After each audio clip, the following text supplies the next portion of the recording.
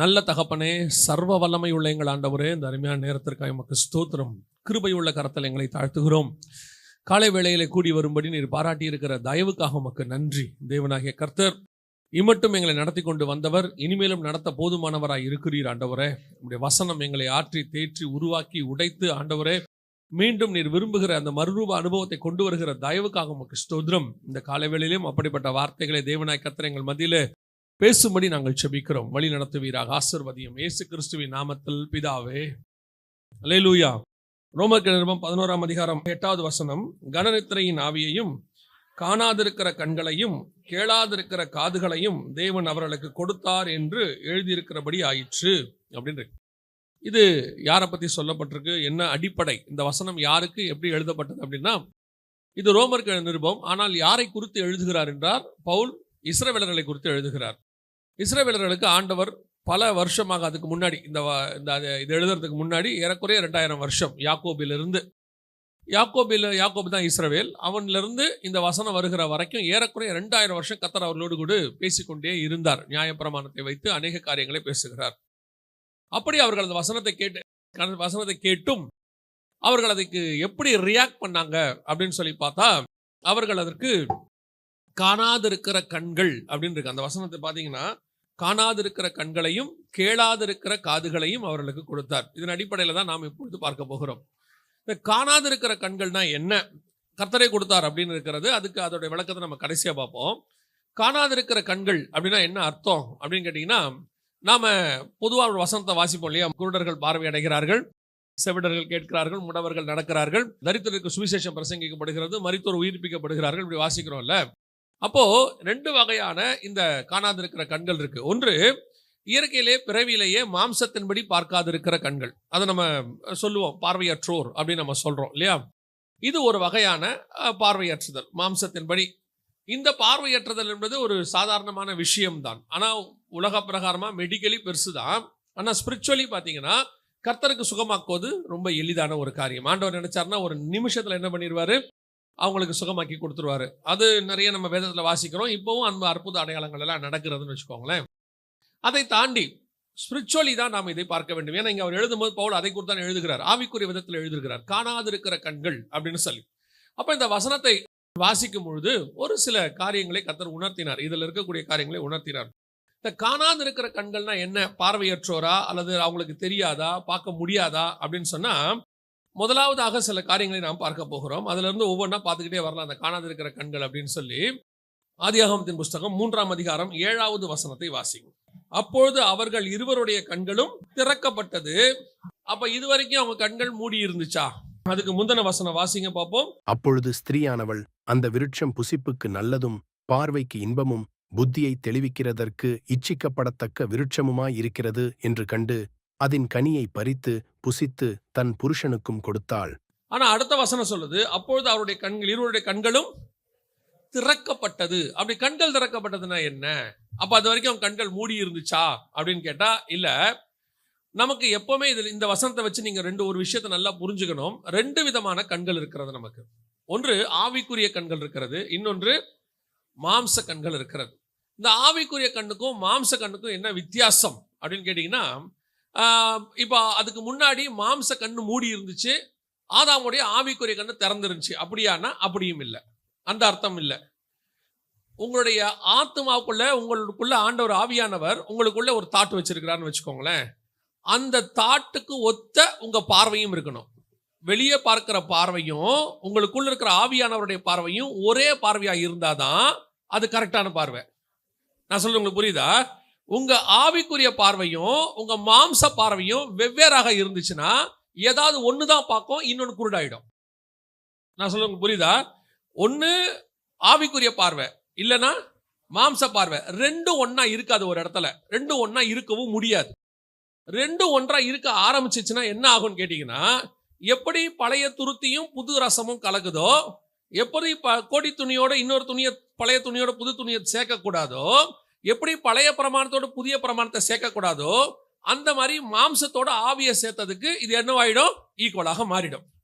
உங்க ஆவிக்குரிய பார்வை, இப்ப இந்த வசனத்தை எடுத்துக்கோங்க, அதுக்கான விளக்கத்தை நான் உங்களுக்கு சொல்றேன். அது என்னங்க அப்படின்னு சொல்லி நான் உங்களுக்கு சொல்றேன். வாசிங்க 2ஆம் அதிகாரம் 23ஆம் வசனம், ஆதியாகமம் 2:23 வாசிங்க. அப்பொழுது ஆதாம், இவள் என் எலும்பில் எலும்பும் என் மாம்சத்தில் மாம்சமுமாயிருக்கிறாள். இவள் மனுஷனில் எடுக்கப்பட்டபடியினால் மனுஷி எண்ணப்படுவாள் என்றான். இப்போ ஆதாம் என்ன பண்றாரு? ஏவாளை பார்க்கிறார். பார்த்த உடனே கர்த்தர் கொண்டு தான் நிறுத்துறாரு. நிறுத்தின உடனே ஏவாளை பார்க்கிறார். பார்த்த உடனே வசனம் சொல்லுது, அவர் சொல்றாரு ஏவாளை பார்த்துட்டு, இவள் என் எலும்பில் எலும்பும் என் மாம்சத்தில் மாம்சமா இருக்கிறாள் என்று சொல்லி அவளுக்கு மனுஷி எனப்படுவாள். இன்னொரு வசனத்தை வாசிங்க, 3ஆம் அதிகாரம் 20வது வசனம் வாசிங்க.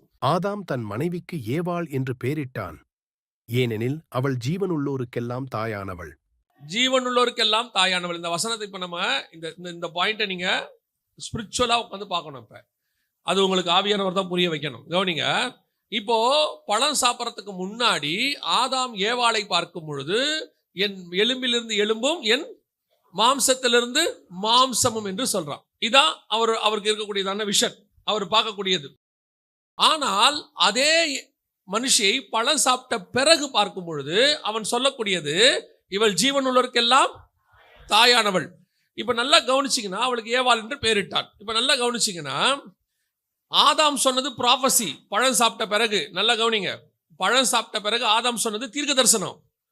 என்ன சொல்றார் அந்த வசனம்? திருப்பி வாசிங்க, 3:20 வாசிங்க. ஆதாம் தன் மனைவிக்கு ஏவாள் என்று பெயரிட்டான், ஏனெனில் அவள் ஜீவனுள்ளோருக்கெல்லாம் தாயானவள். இன்னும் அவ தாயே ஆகல, இன்னும் என்ன செய்யல? குழந்தை பிறக்கல, எதுவுமே செய்யல. பூமியில பிறக்க போற எல்லா குழந்தைகளுக்கும் இவன் என்னவா இருக்க போறா? இது ஒரு ப்ராஃபசி, இது ஒரு தீர்க்க தரிசனம். இந்த தீர்க்க தரிசனம் எப்போ ஆதாமுக்கு வருது? பழம் சாப்பிட்ட பிறகு வருது. நல்லா கவனிச்சுக்கொள்ளுங்க. அப்போ பழம் சாப்பிட்ட பிறகு மாம்சத்திலிருந்து தீர்க்க தரிசனம் உரைக்க முடியுமா முடியாதா? இந்த வசனத்தின்படி அவர் என்ன சொல்றாரு? இவள் ஜீவனோருக்கெல்லாம் தாயானவள். எல்லா பிறக்க போற எல்லா குழந்தைக்கும் இந்த அம்மா தான் என்ன பிறக்க போகுது? இப்ப இன்னும் ஒரு குழந்தை கூட பிறக்கல. குழந்தை பிறக்கிறதுனா என்ன, அந்த சந்ததி எப்படி இருக்கும், எதுவும் இவருக்கு தெரியாது. குழந்தை ஒன்று பிறந்திருந்தாதான் அதுக்கப்புறம் நம்ம குழந்தைங்கிற ஞானமே வரும் இல்லையா? இப்போ ஆடு குட்டி போறது இருக்கு, ஞான குட்டி எல்லாம் இருக்கு. ஆனா ஒரு பெண் குழந்தை பெற்றெடுக்கிறது எப்படிங்கிறது ஆதாமுக்கு தெரியவே தெரியாது. ஏவாளுக்கும் தெரியாது. எப்படி பிறக்க போது, என்ன செய்ய போது. அதனாலதான் ஏவாள் ஒரு அழகான வார்த்தை சொல்லுவாங்க பாருங்க.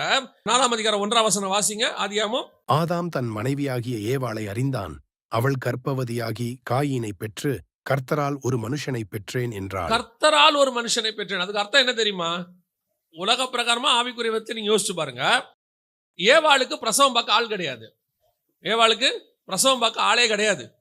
அந்த அம்மாவுக்கு கர்ப்பம்னா என்னன்னு வேற தெரியாது இப்ப. ஏன்னா இதுக்கு முன்னாடி அவங்க கர்ப்பம் அடையல, ஃபர்ஸ்ட் கர்ப்பம். இப்போ பிரெக்னென்ட் ஆகிறவங்களே எடுத்துக்கிட்டீங்கன்னா, முதல் குழந்தை பிறக்கும் போது பார்த்தீங்கன்னா சொல்லுவாங்க நம்ம ஊர்லலாம், அது தலைப்பிரசவங்கிறது உயிர் போய் உயிர் வருங்க அப்படிதானே சொல்லுவாங்க. அது ரொம்ப ரொம்ப கஷ்டம் அப்படிம்பாங்க. இப்போ அந்த பெண்ணுக்கு, இப்போ பிரெக்னென்ட் ஆகிற பெண்ணுக்கு அம்மா இருப்பாங்க, பாட்டி இருப்பாங்க, ஏற்கனவே குழந்தை பெற்றவங்க கொஞ்சம் பேர் கூட இருப்பாங்க. எல்லாருக்கும் அந்த எக்ஸ்பீரியன்ஸ் இருக்கும். அவங்க இந்த பிள்ளைக்கு கம்ஃபர்ட் பண்ணுவாங்க. திடீர்னு பார்த்தீங்கன்னா இந்த குழந்தை இருக்கிறவங்களுக்கு காலெல்லாம் வீங்க தொடங்கிடும். சில நேரத்தில் நீர் கோத்துக்கும் காலில். சில நேரத்தில் பார்த்தீங்கன்னா அடி வயிற்றில் சூட்டு வலி ஒன்று வரும். அந்த நேரத்தில் என்ன செய்யணும்னு தெரியாது. பல நேரத்தில் வாமிட்டு வரும். இதெல்லாம் நடக்கும்ல. இதெல்லாம் இந்த மாதிரி கர்ப்பமானா நடக்கும் ஒரு சிம்டம் அப்படின்னு சொல்லி கொடுக்கறதுக்கு கூட யார் இருக்கா? ஆள் இருக்கு. ஏவாளுக்கு யார் இருந்தா? ஏவாளுக்கு தெரியவே தெரியாது.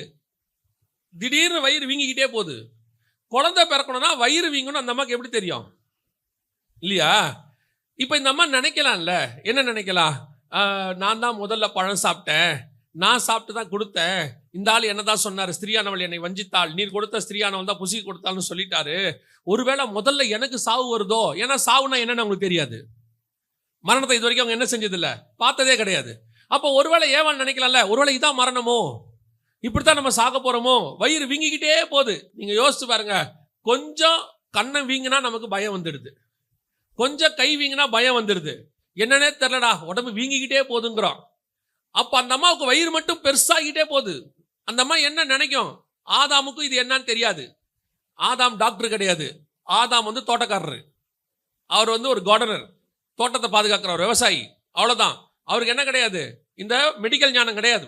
இப்ப எப்படி ஏவாளுக்கு இந்த பிரசவத்தை முடிஞ்சு அதையும் தாண்டி ரெண்டாவது பிள்ளை பிறக்க போது அந்த பிள்ளையை யார் வெளியே எடுக்கிறது? புரியுதா? ஏவாளுடைய வயிற்றுல பிள்ளை வெளியே எடுக்கணும்ல, யாராவது ஒருத்தர் சுகப்பிரசவமா இருந்தாலும் எடுக்கணும்ல வெளியே. தொப்புள் கொடி யாரும் அறுத்திருப்பா? இவ்வளவும் பண்ணது கர்த்தர். இவ்வளவும் பண்ணது கர்த்தர். அதனாலதான் அந்த அம்மா சொல்லுது, கர்த்தரால் ஒரு குமாரனை நான் பெற்றேன். நம்ம சொல்றோம்ல, ஒரு தாய் தன் பிள்ளையை தேற்றுவது போல, தாய் என்ன சொல்றது, ஒரு தாய் ஆறுதல் சொல்வது போல சொல்றோம்ல, ஒரு தாய் தேற்றுவது போல உன் தேவன் தேற்றுவாருன்னு. இத முழுசா உணர்ந்த ஒரு ஆள் உலகத்துல யாருன்னா ஏவாள் மட்டும்தான். ஏன்னா ஒரு தாய் கூட இருந்து பிரசவம் பார்க்கிற மாதிரி ஏவாளுக்கு பிரசவம் பார்த்தது ஆண்டவர் தான், வேற யாராலையும் முடியாது, தெரியாது, ஆதாமுக்கு தெரியாது. அப்படி இருக்கும் பொழுது இந்த இந்த இந்த பிள்ளை பிறந்து இவ எல்லாருக்கும் தாயாக போறா அப்படிங்கிறது யாருக்குமே தெரியாது. ஆனா ஆதாம் ஒரு ப்ராஃபசி சொல்றாரு, ஜீவன் உள்ளவருக்கு எல்லாம் என்ன இருக்க போறா, தாயாக போறா. பழம் சாப்பிட்ட பிறகு, கண் திறக்கப்பட்ட பிறகு இது நடக்குது. ஆனால் இந்த கண் திறத்தல் இதுதான் நம்ம எல்லாமே பெருசா பேசிட்டு இருக்கிறோம். இன்னைக்கு தீர்க்க தரிசனம் சொல்லுவதை நம்ம பெருசா சொல்றோம். பிள்ளையாம் சொல்றாரு, கண் திறக்கப்பட்டவன் சொல்லுகிறதாவது அப்படின்னு சொல்லி. அப்ப எந்த கண்ணை பத்தி பேசுறாரு? பிள்ளையாம் வரும்பொழுது பாலாக்க பாக்குறாரு, ஒவ்வொரு இஸ்ரவேலுடைய ஒவ்வொரு கூடாரத்தையா பாக்குறாரு, பாளையத்தை ஒவ்வொரு பகுதியா பாக்குறாரு, எல்லாத்தையும் பார்த்த பிறகு சொல்றாரு, கண் திறக்கப்பட்டவன் சொல்லுகிறதாவது. அப்போ இந்த கண் திறத்தல் என்பது நீங்கள் இப்ப பார்க்கிறது அல்ல, இப்ப பார்த்து சொல்ற தீர்க்க தரிசனம் அல்ல, இன்னொரு கண் உங்களுக்குள் திறக்கப்பட வேண்டி இருக்கிறது. புரியுதா? இப்போ நான் திருப்பி சொல்றேன், தீர்க்க தரிசனத்தை நான் குறை சொல்லுகிறது இல்லை, அது ஒரு வரம் ஆண்டவர் கொடுத்திருக்கிறார். அது தேவை, பக்தி விருத்திக்கு ஏதுவாய் தேவை. சபையின் பக்தி விருத்திக்கு ஏதுவாக ஆண்டவர் என்ன பண்ணியிருக்கிறாரு, தீர்க்க தரிசனம். ஆனா இந்த தீர்க்க தரிசனம் தான் உச்சமா நம்ம நினைக்கிறோம். ஒரு ப்ராஃபசி சொல்லியாச்சு, எதிர்காலத்தை பத்தி ஒருத்தர் சொல்லிட்டாரு, தனிப்பட்ட முறையிலையோ தேசத்தை பத்தியோ ஆவிக்குரிய வாழ்க்கையோ எதை பத்தியோ சொல்லிட்டாரு அப்படின்னு நாம அந்த தீர்க்க தரிசனத்துடைய உச்சத்துக்கு போயிடுறோம். இது நல்லது இல்லைன்னு சொல்லல, இதை தாண்டி உங்கள் கண் திறக்கப்பட வேண்டி இருக்கிறது. அந்த கண் தான் என்ன தெரியுமா? பழம் சாப்பிட்றதுக்கு முன்னாடி ஆதாமுக்கு ஒரு கண்ணு திறந்துச்சு இல்ல, பழம் சாப்பிட்றதுக்கு முன்னாடி ஒரு கண்ணு இருந்துச்சு இல்ல, அந்த கண்ணு திறக்கணும். அந்த கண்ணு திறந்தாதான் உங்களுக்கு என்ன தெரியும் தெரியுமா? இப்போ ஏவாள் பிள்ளை பெற்று தாயாவாள் அப்படிங்கிறது ப்ராஃபசி, தீர்க்க தரிசனம். ஆனா அந்த கண்ணு திறந்தாதான் இவள் என் எலும்பில் எலும்பும் என் மாம்சத்தில் மாம்சம், கிரியேஷன், காட்ஸ் பிளான் தெரியும் உங்களுக்கு. ப்ராஃபசி தீர்க்க தரிசனம் வேறு, தேவ திட்டம் வேறு. கர்த்தர் தம்முடைய திட்டத்தை தீர்க்கதரிசி வழியாய் வெளிப்படுத்துவார், அது வேற. ஆனா நீ பார்க்கும் போது உன்னை பத்தின திட்டம் தெரியணும். நீ யாரு, உனக்கு காரியம் என்ன, அது தெரியணும். இந்த ஆவிக்குரிய கண்ணு திறக்கிறத பத்தி தான் இங்க ஆண்டவர் பேசுறாரு. இஸ்ரவேல் ஜனங்கள் கிட்ட வேதம் இருந்துச்சாம், ஆசாரிப்பு முறைமை இருந்துச்சாம், அவங்க கிட்ட எல்லாமே இருந்தது. தேவ ஆராதனைகள், வாக்கு தத்தங்கள், நம்முடைய மூத்த சகோதரர்கள் இஸ்ரவேலுக்கு உரியதே எல்லாம் இருந்துச்சு. ஆனா அவங்ககிட்ட என்ன இல்ல, இதோடைய திட்டம் என்ன, இதுக்கு பின்னாடி இருக்கிற காட்ஸ் பிளான் என்ன, ஏன் இப்படி நடக்குது அப்படிங்கிறது அவனுக்கு தெரியாதான். ஆண்டவர் சொல்றாரு, வேத வாக்கியங்களை ஆராய்ந்து பாருங்கள், அவைகள் என்னை குறித்து சாட்சி கொடுக்கிறது. இப்போ மோசே வழியா எழுதி கொடுத்துட்டார், 5 ஆகமத்தை எல்லாம் எழுதி கொடுத்தாச்சு. இப்போ இஸ்ரவேல் ஜனங்களுக்கு அது எப்படி இருக்குன்னு கேட்டீங்கன்னா, வெறும் வேதமா தான் இருக்குது. நல்ல வேதத்தை வாசிக்கிறான், அந்த வேதத்துக்கு நடக்கணுன்ற வைராக்கியம் இருக்கு, அதுக்காக உயிரை கொடுக்குற அளவுக்கு அவன் ரெடியா இருக்கிறான். இன்னும் சொல்ல போனா தேவாலயத்துக்காக, ஆசாரிப்பு கூடத்துக்காக வைராக்கியம் பாராட்டுறான், எல்லாம் இருக்கு. ட்ரெடிஷ்னல் ஜூஸ், அதே மாதிரிதான் இன்னைக்கு ட்ரெடிஷ்னல் கிறிஸ்டியன்ஸ். ஆனால் இதை தாண்டி அந்த வேத வாக்கியத்துக்குள்ள ஒண்ணு இருந்துச்சு, இயேசுவை பற்றினதான வெளிப்பாடு, அது அவனுக்கு இல்லை. அது இல்லாததுனால என்ன ஆச்சு, இப்போ தீர்க்க தரிசனம்லாம் தெரியுது அவனுக்கு, எல்லாம் தெரியுது. எங்க மேசியா வருவாரு, மேசியா காத்திருக்கிறோம், எல்லாம் தெரியுது. இந்த மேசியா யாருடா உங்களுக்கு, இந்த இயேசு கிறிஸ்து யாரு, அவர் உங்களுக்கு தெரியலையே. பஸ்கா ஆட்டுக்குட்டிக்கு பின்னாடி இருக்கிற இயேசு தெரியலையே. உன் பண்டிகைக்கு பின்னாடி இருக்கிற தேவ திட்டம் தெரியலையே. இந்த ஆசாரிப்பு கூடாரத்தினுடைய திரைச்சீலைனா என்ன, இந்த 7 கிளை உள்ள பொன் குத்து விளக்குனா என்ன, இதை பத்தின எதுவுமே உனக்கு தெரியலையே. உனக்கு என்ன தெரியுது, நான் கரெக்டா ஃபாலோ பண்ணணும்னு தெரியுது, நான் கரெக்டா சுத்தமா இருக்கணும்னு தெரியுது, பழுதற்ற ஆட்டுக்குட்டியை கொடுக்கணும்னு தெரியுது, சிவப்பு கிடாரியை கொடுக்கணும்னு தெரியுது, பிரதான ஆசாரியன் இப்படித்தான் இருக்கணும்னு தெரியுது, அவன் ஆரோன் வம்சத்துல இருக்கணும், அவன் லேவி கோத்திரமா இருக்கணும், எல்லாம் ஓகே தான்ப்பா. ஆனால் தெரிஞ்சு கொள்ள வேண்டிய மெய்யான கண்ணு உனக்கு ஓப்பன் ஆகல. இதெல்லாம் இருக்கு. ஆனா பெர்ஃபெக்ட்டா சர்ச்சுக்கு வரணும், ஃபாலோ பண்றவங்க இருக்கிறாங்க, கரெக்டா தசமா காணிக்க கொடுக்குறவங்க இருக்கிறாங்க, இன்னும் சொல்ல போனா கரெக்டா எல்லாம் செய்யறவங்களா இருக்காங்க, நல்ல பேர் வாங்கிடுவாங்க. அந்த பிரதர் பர்ஃபெக்ட், அந்த சிஸ்டர் பர்ஃபெக்ட். நீ வெளியே வாங்குற இந்த சாட்சி நல்லது இல்லைன்னு சொல்லல, இது அல்ல, இதையும் தாண்டி இன்னும் ஒன்று இருக்கிறது. நீ தெரிந்து கொள்ள வேண்டிய, திறக்கப்பட வேண்டிய கண்ணு ஒன்று நமக்கு இருக்குது. அந்த கண்ணு திறக்காம உங்களுக்கு ஒண்ணுமே கிடைக்காது. நான் சொல்றது புரியுதா? அந்த கண்ணு திறக்காம உனக்கு தெரியாது உன் டெஸ்டினேஷன் எப்படி இருக்குன்னு யோசிச்சு பாருங்க. உங்களுக்கு நான் ஒரு உதாரணத்துக்கு சொல்றேன். இப்ப இங்க இருந்து புறப்படுறீங்க. இங்க இருந்து புறப்படும் பொழுது மதுரை போகணும்னு தெரியுது, மதுரைக்கு ரூட் தெரியுது, எல்லாம் தெரியுது. ஒருத்தன் கேட்கிறான், ஏன் மதுரைக்கு போற? நான் மதுரைக்கு போனோம். எப்படி போவேன்? அவன் சொல்லிடுவான், நான் இங்க இருந்து அப்படியே விழுப்புரம் போய் திருச்சி போய் நான் மதுரை போயிடுவேன். ஓகே, எவ்வளவு நேரத்தில் போவேன்? அது ஒரு 7-8 மணி நேரம் ஆயிடுங்க. ஓ சமங்க. போற வழியில அங்க விழுப்புரத்துல ஒரு ஸ்டாப் போட்டு போங்க, உளுந்தூர்பேட்டில் ஒரு ஸ்டாப், எல்லாம் தெரியுது, சூப்பர் பக்கா. ஏன் மதுரைக்கு போற? தெரியலையே. ஏண்டா மதுரை தெரியுது, வழி தெரியுது, வழியில் இருக்கிற எல்லாம் தெரியுது, ஏன் போற? இப்போ முக்கியம் வழி தெரியறதா, ஏன் போறேங்கிறதா? why I am, நான் ஏன் போகிறேன்? அது தெரியாம நீ போனினா எவ்வளவு டயத்துக்கு போனாலும் சரி, ஆக்சிடென்ட் இல்லாம போனாலும் சரி, அல்லது பர்ஃபெக்டா போனாலும் சரி, ரூல்ஸ் அண்ட் ரெகுலேஷன்ஸ் ஃபாலோ பண்ணாலும் சரி, யோசிச்சு பாருங்க. இப்படித்தான் நாம அத்தனை பேரும் ஆவிக்குரிய வாழ்க்கை வாழ்ந்து கொண்டிருக்கிறோம். நமக்கு ஒரு நீதி, நமக்கு ஒரு சுயநீதி, நமக்கிட்ட இருக்கக்கூடிய பெர்ஃபெக்ஷன். நான் நல்ல போராட்டத்தை போராடுகிறேன், போராட்டத்தை போராடினேன், ஓட்டத்தை முடித்தேன். ஏன் தெரியாதே அப்படின்னு பவுல் சொல்லி இருந்தார்னா அந்த ஓட்டம் நிறைவா இருக்காது. நல்ல போராட்டத்தை போராடினேன், ஓட்டத்தை முடித்தேன், அப்புறம் விசுவாசத்தை காத்துக்கொண்டேன். இது முதல் கொண்டு எனக்கு அந்த ஜீவகிரீடம், அந்த டெஸ்டினேஷன் என்னன்னு உனக்கு தெரியணும். அதுதான் ஆதாமுக்கு கண்ணு திறக்கிறதுக்கு முன்னாடி, கண்ணு திறக்கிறதுக்கு பின்னாடி உள்ள வித்தியாசம். ஆதாமுக்கு தெரியுது, இந்த அம்மா ஜீவனுள்ள இருக்கலாம், தாய், எல்லா குழந்தையும் பிறக்கும், இந்த அம்மா கூட பூமியே நிரம்பும், எல்லாம் தெரியும். ஏன்? எதுக்கு? அந்த பார்வை எப்ப இருந்துச்சு அவனுக்கு தெரியுமா? அந்த பழம் சாப்பிட்றதுக்கு முன்னாடி இருந்துச்சு. இவள் என் எலும்பில் எலும்பும் என் மாம்சத்தில் மாம்சம். இந்த மாம்சங்கிறதுனா எலும்புங்கிறதுனா என்ன? இந்த கிரியேஷனுக்கு பின்னாடி என்ன இருக்கு? எலும்புங்கிறது மனவாட்டி, மாம்சங்கிறது மனவாளன். இந்த கான்செப்ட் அவனுக்கு தெரியுது. அதனாலதான் அவன் அவளை பொண்ணா பார்க்காம கிரியேஷனா பார்க்கறான். அந்த மாடல் ஏன் உருவாக்கப்பட்டா, எப்படி உருவாக்கப்பட்டா, இந்த வெளிப்பாடு உள்ளதுதான் உன் ஆவிக்குரிய வாழ்க்கை. இது இருக்கா? நாம எதுல சாட்டிஸ்ஃபை ஆகிட்டே இருக்கும் தெரியுமா? அவனுக்கு நான் பரவாயில்ல, அந்த சர்ச்சுக்கு நான் பரவாயில்ல, அந்த ஊழியக்காரனுக்கு நான் பரவாயில்ல, அதுல என்ன திருப்தி இருக்குது? அவன் 60 எடுத்தா, நான் 70 எடுத்துட்டேன். ஏன் எடுத்த? இந்த என்ன பண்ண போறங்கிற கொஸ்டின் ஒன்று இருக்குல்ல, நீ தெரியலன்னு சொல்லிக்கிட்டே இருக்க. லைஃப்ல என்ன பண்ண போற தெரியாது, தெரியாது, தெரியாது. ஆனா ஆண்டவர் சொல்றாரு, உனக்கு ஒரு டெஸ்டினேஷன் நான் வச்சிருக்கிறேன், திட்டத்தை கர்த்தர் வச்சிருக்கிறாரு. திட்டம் இல்லாமல் நீ இந்த பூமிக்குள்ள கொண்டு வரப்படவே இல்லை. இங்க இருக்கிற ஒவ்வொருத்தரும் ஒரு திட்டத்தோடு தான் கொண்டு வரப்பட்டீர்கள். Each and everybody. நீங்க ஆசாரிப்பு கூடாரத்துக்கு போங்க, ஆசாரிப்பு கூடாரத்துல கர்த்தர் சும்மா இருக்கட்டும்னு ஒண்ணு வைக்கவே இல்லை. ஆசாரிப்பு கூடாரத்துக்குள்ள போயிட்டீங்கன்னா 7 கிளை உள்ள பொன்குத்து விளக்கு, மேஜை, அப்பம், திரைச்சீலை, 11 திரைச்சீலை, அதுக்கு மேல மூடு திரை, அதுக்கு மேல 11 ஆடு திரைகளால் போட்டு தோல் நல்ல மூடு, எல்லாம் சொல்றாரு இல்ல. அத்தனைக்கு பின்னாடி கர்த்தருக்கு என்ன இருக்குது? ஒரு திட்டம் இருக்கு. அதுக்கு பின்னாடி ஆவிக்குரிய அர்த்தம் இருக்கு. இப்போ நீங்க ஏன் சர்ச்சுக்கு வந்திருக்கிறீங்க?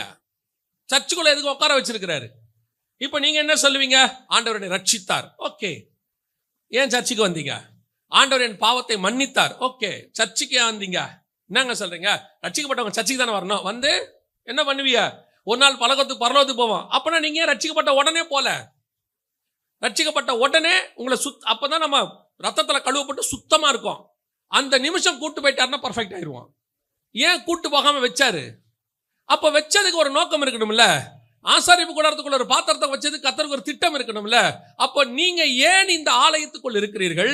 உங்களுக்கு பின்னால் இருக்கிற தேவ திட்டம் என்ன? அதை தெரிஞ்சுக்காம இருக்கிற வரைக்கும் ஆவிக்குரிய கண்ணு குருடுதான். அந்த அந்த அந்த காரியத்தை புரிஞ்சுக்கணும். நீங்களா புரிஞ்சுக்கிறது வேற. புரியுதா? எல்லாரும் விடுதலையானாங்க. 6 லட்சம் பேர் 6 லட்சம் பேர் விடுதலையானா. எகிப்துல இருந்து விடுதலையான அத்தனை பேருக்கும் காட்ஸ் பிளான் இருந்துச்சு. ஒருத்தன் கூட சும்மா கிடையாது, அத்தனை பேருக்கு இருந்துச்சு. ஆனா அந்த பிளானை தெரிஞ்சுக்கிட்டவன் 2 பேர் தான். யாரு? யோசுவாவும் காலேபு. 2 பேர் தான் உள்ள போனான். மத்த யாருக்குமே அந்த பிளான் தெரியவே இல்லை. அவனை பொறுத்த வரைக்கும் என்ன? எங்களை கானானுக்கு கூட்டு போறாரு, அவ்வளவுதான். கானானுக்கு கூட்டிட்டு போகணும்னா 2 நாள்ல கூட்டு போயிருப்பாரு. ஏன்னா முதல்ல போகும்போது 2 நாள்ல போயிட்டு வந்துடுற தூரம் தான், டிஸ்டன்ஸ் தான் அது. அப்புறம் ஏன் உன்னை 40 வருஷம் சுத்தணும்? ஏன் உன்னை வனாந்தரத்தின் வழியா நடத்தணும்? ஒவ்வொன்றுத்துக்கு பின்னாடி காட்ஸ் பிளான் இருந்துச்சு. முதல் தடவை மோசே எகிப்துல இருந்து மீதியான் தேசத்துக்கு போகும்பொழுது சிவப்பு செங்கடல் அவர் கிராஸ் பண்ணி எல்லாம் போகவே இல்லைல்ல. ஆனா இஸ்ரவேலுக்கு போகும்போது வனாந்தரத்தின் வழியை போங்கிறாரு. அப்ப ஏங்க வனாந்தரத்தின் வழியா போனோம்? நம்மளை கேட்டா என்ன சொல்லுவோம்? அது செங்கடல் பிளக்கும், பார்வோனை சாகடிப்பார். அது நார்மல் கண்ணு. ஆவிக்குரிய கண்ணு என்ன சொல்லும் தெரியுமா? செங்கடல் பிளப்பது என்பது ஞானசானத்துக்கு அடையாளமா இருக்கிறது. 1 கொரிந்தியர் 10 ஞானசானத்துக்கு அடையாளமா இருக்கிறது. அங்க தலைப்பிள்ளை சாகிறது, பிசாசு தலை நசுக்கப்படுவது அடையாளமா இருக்கு. அங்க ஆட்டுக்குட்டி ரத்தம் பூசப்படுவது இயேசு கிறிஸ்துவின் மரணத்துக்கு அடையாளமா இருக்கிறது. நான் அதுக்கு பின்னாடி வரும்போது ஆண்டவர் எனக்கு வழி திறந்து இந்த இடத்துல இருந்து பூமியிலிருந்து என்னை விடுதலையாக்கி கானானுக்குள்ளே கொண்டு போக போறாரு. என் பிரயாணம் ஸ்டார்ட் ஆகுது. அதுக்கு பேர் தான் யாத்ராகமம். இதான் ஆவிக்குரிய கண்ணு. இந்த கண்ணு திறந்தாதான் இந்த பரம கானானுக்கு நான் போவேங்கிற வெளிப்பாடு உனக்கு வரும். இல்லைன்னா ஆண்டவர் ரட்சித்தாரு, பூமியில ஆசீர்வாதமா இருக்கணும், ஆண்டவர் என்ன பூமிக்குள்ள என்ன பணக்காரனா வைப்பாரு, இல்ல படிச்சால வைப்பாரு, புகழா வைப்பாரு, என்னை கொண்டு கத்தர் அப்படி செய்வார் இப்படி செய்வார். ஆண்டவர் சொல்வார், இதுவா டெஸ்டினேஷன்? இது ஜீவனுள்ளவருக்கு எல்லாம் தாய் ப்ராஃபஸி. உன்னை கொண்டு பூமியில அது செய்வேன் இது செய்வேன், இது prophecy. But you must know about your plan. கர்த்தர் உன் மேல என்ன வச்சாருங்கிறது என்ன செய்யணும்? தெரியணும். தெரியாத வரை நீ ஆவிக்குரிய கண்ணு குருடுதான். அப்போ நான் தெரிஞ்சுக்கிட்டேங்க. என்ன தெரிஞ்சுக்கிட்டீங்க? கர்த்தர் எனக்கு ஒரு ஊழியக்காரனை வச்சிருக்கிறாரு. என்னை சுவிசேஷகர், நான் போதகர், நான் அப்போஸ்தலர், இதுதான் எங்களுடைய இது அப்படின்னா, இதுவும் சொல்ற, இதுவும் ஆதாம் பழம் சாப்பிட்ட பிறகு திறந்த கண்ணு. ஏன்னா ப்ராஃபஸி தானே இது. உங்களை பத்தின ப்ராஃபஸி, பூமியில நீங்க செய்ய போற ப்ராஃபஸி. ஆனா உண்மை என்ன தெரியுமா? இதை தாண்டி இன்னொரு கண்ணு திறக்கணும். உங்களுக்கு இதை தாண்டி என்ன செய்யணும்? இன்னொரு கண்ணு திறக்கணும். இப்போ வாசிங்க ஆதியாகமத்தின் புஸ்தகம் 13ஆம் அதிகாரம் 14-15 வாசிங்க. லோத்து ஆபிராமை விட்டு பிரிந்த பின்பு கர்த்தர் ஆபிராமை நோக்கி, உன் கண்களை ஏறெடுத்து நீ இருக்கிற இடத்திலிருந்து வடக்கேயும் தெற்கேயும் கிழக்கேயும் மேற்கேயும் நோக்கிப்பார். நீ பார்க்கிற இந்த பூமி முழுவதையும் நான் உனக்கும் உன் சந்ததிக்கும் என்றைக்கும் இருக்கும்படி கொடுத்து. கர்த்தர் தெளிவா சொல்லிட்டாரு. ப்ராஃபஸி கர்த்தர் என்ன சொல்லிட்டாரு? இப்ப அந்த ப்ராஃபஸியை பாருங்கிறாரு. அந்த ப்ராஃபஸி நிறைவேறத என்ன செய்ய பாரு. அந்த தேசத்தை நல்லா பாரு. இந்த தேசம் உனக்கும் சந்ததிக்கும் வரும். இந்த தேசத்துல ஒரு மலை இருக்கு, அந்த கொண்டு போய் ஈசாக்க கொடு, பலி கொடு. இதெல்லாம் அவனுக்கு தெரிஞ்சிருச்சு. ப்ராஃபஸி, உனக்கு ஒரு குமாரனை தருவேன், உற்பவ காலத்தில் ஏற்ற காலத்தில் ஒரு குமாரனை பெறுவாள், எல்லாம் சொல்லிட்டாரு. அவனோடு கூட என் உடன்படிக்கை விளங்கும். நீ இவனையும் இஸ்மவேலுக்கும் நீ ஜோம் பண்ணிட்ட, ஆசீர்வதிக்கிற, அவனையும் ஆசீர்வதிக்கிற, எல்லாம் ஓகே. எல்லாமே ப்ராஃபஸி, அத்தனையும் தீர்க்க தரிசனம். இவ்வளோத்தையும் பெற்று அது சொன்னதை அப்படியே கண்ணுக்கு முன்னாடி ஆபிரகாம் பார்க்கிறார். ஆபிரகாம் அப்படியே உட்காந்து பார்க்கிறாரு. ஈசாக்கு கல்யாணம் ஆகுது, ஈசாக்கு 2 பசங்க பிறகுறாங்க. இதெல்லாம் ஆபிரகாம் பார்க்கிறாரு. ஆனா வசனத்தின்படி பார்த்த மாதிரி இருக்காது.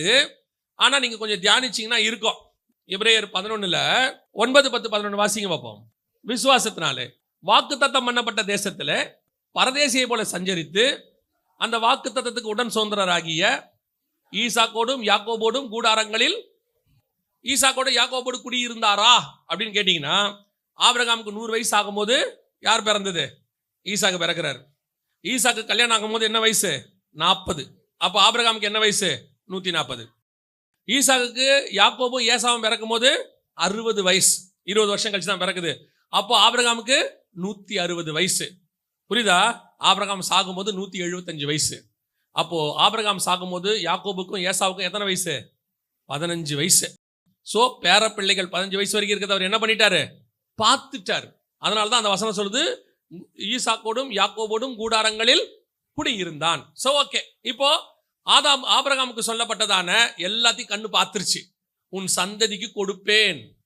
அப்போ சந்ததி சுதந்திரிச்சிருச்சு. யாக்கோபு வந்துட்டான். இப்போ ஆபிரகாமுக்கு ஒரு நம்பிக்கை வந்துருச்சு. ஓகே ஃபைன், இப்போ நான் வந்துட்டேன், ஆண்டவர் எனக்கு வாக்கு பண்ணாரு, எனக்கு சொன்னாரு, இந்த தேசத்தை கொடுப்பேனாரு, கொடுத்தாரு, சந்ததியை பார்ப்பேனாரு, பார்த்துட்டேன், உன் சந்ததிகள் அதுல குடியிருப்பாங்கன்னாரு, அது குடியிருக்கிறதையும் நான் பார்த்துட்டேன். ஓகே, சோத்திரம், பிரைஸ் தி லார்ட், அல்லேலூயா.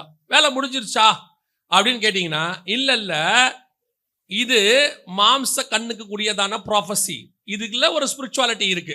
நம்ம எல்லாருக்கும் தெரியும். அது ஈசாக்கு என்பது யாக்கோ இயேசு கிறிஸ்துக்கு அடையாளமா இருக்கு. இதெல்லாம் நமக்கு தெரியும். இதெல்லாம் உலகத்துல இருக்கக்கூடிய பார்க்கக்கூடியது. நான் திருப்பியும் சொல்றேன், நான் இப்ப பேசுறது உலக பிரகாரமா மனுஷன் பார்க்கறத பத்தியே பேசவே இல்லை. வீடு வாசல் பிள்ளை குட்டி இதெல்லாம் பேசவே இல்லை.